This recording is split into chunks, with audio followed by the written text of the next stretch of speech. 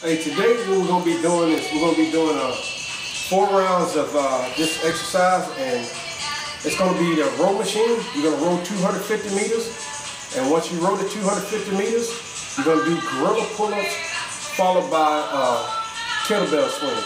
So I'm going to start off and I'm going to demonstrate this exercise. So we're on the row machine. You go, you row.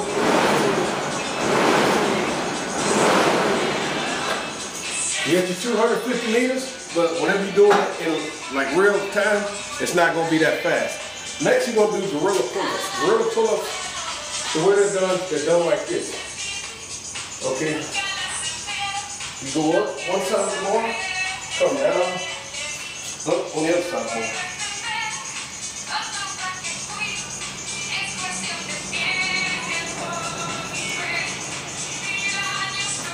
And that's the gorilla pull-ups. And what you're going to do is you're going to do 10 gorilla pull-ups. And then you're going to go into the kettlebell swings. Kettlebell swing is as such.